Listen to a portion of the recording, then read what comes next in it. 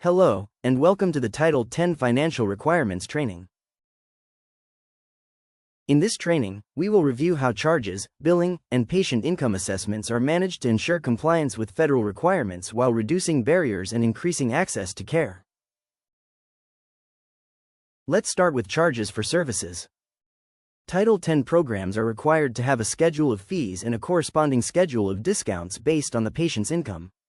This means that individuals and families with incomes at or below 100% of the federal poverty level must not be charged for services, unless a third party, such as TennCare, another insurer, or charitable organization, is authorized to pay.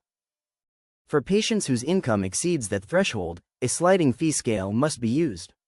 Those with incomes above 250% of the federal poverty level are charged the full cost of services. For insured patients with income at or below 250% of the federal poverty level, their co-payments or fees should not exceed what they would pay under the sliding fee discount schedule. For example, if a patient has a $20 copay, but based on their income, they slide to $10, they would pay the $10. Next, let's discuss fee collection and billing practices. Income verification. This is the first icon on the left with the checkmark. Clinics are expected to verify patient income in a way that is respectful and minimally burdensome to the patient.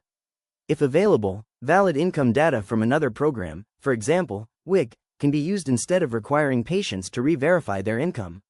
If verification isn't possible after reasonable attempts, the patient's self-reported income should be accepted. The second icon, with the $sign, is about third-party payers.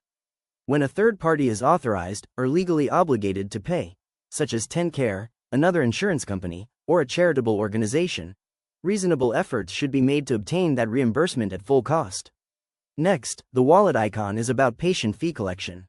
Every reasonable effort should be made to collect patient fees at the time of service.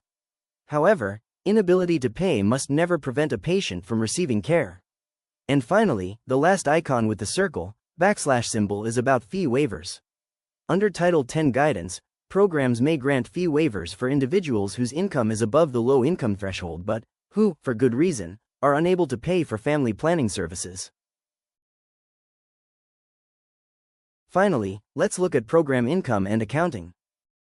All family planning program income, such as fees, premiums, third-party reimbursements or donations, should be used to support the non-federal share of family planning services.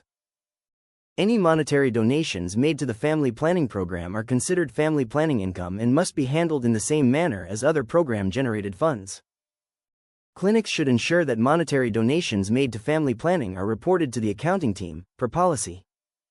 All family planning income must be tracked, reported, and applied to further the objectives of the Title 10 program. Program income, whether from patient fees or donations, does not reduce the amount of federal funds awarded.